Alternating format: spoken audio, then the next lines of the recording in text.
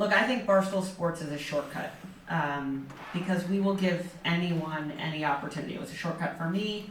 It was a shortcut for Big Cat. It's a shortcut for our exec team. Like, it's a shortcut. But the thing about it is, like, Big Cat was a power hour caller. He, I think, worked in real estate in Chicago, but he was funny and he was smart and he's truly one of the hardest workers I've ever met. I think he's one of, if not the biggest star in sports right now. Big Cat is an animal. He's an incredible talent.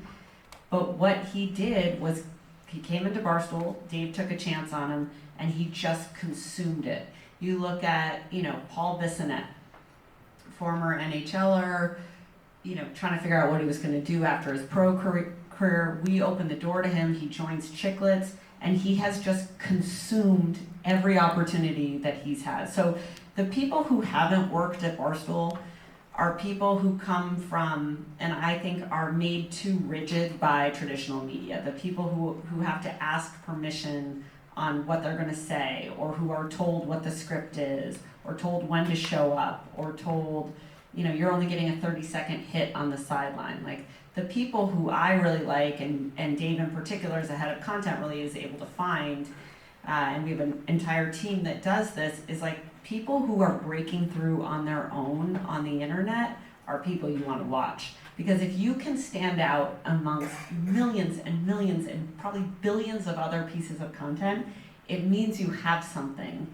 And it means that you can attract audience. If you look at $1 Million Worth of Game, like, two guys from Philly, incredible story, they're cousins.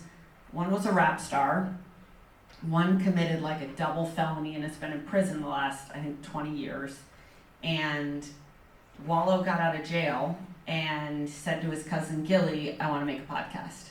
And their podcast is about what it's like to be an urban male. They joke around, they make fun of each other. They're no different than Dave and those guys were in Milton.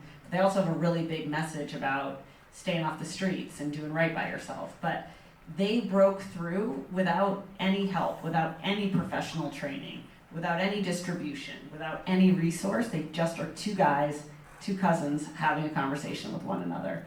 And so the people who thrive inside of Barstool, who we tend to find, are people who have broken through in one medium, and then we try to parlay them into other things. So, Ellie Schnitt is a good example of it. She, I call her the queen of sorority Twitter. She's just great at Twitter. We were watching her. She just graduated. She lived in Illinois.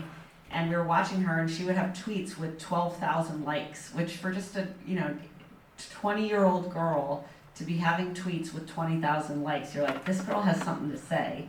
We brought her into Barstool. We said, don't you want a podcast? And she's like, I don't even know what a podcast is. We're like, great, you're gonna have a podcast. And then we moved her into a video show. She makes merchandise, and she still loves Twitter. So we find people who are still malleable enough to be able to do multiple things. Fran and Rhea are the hosts of Chicks in the Office. They were interns.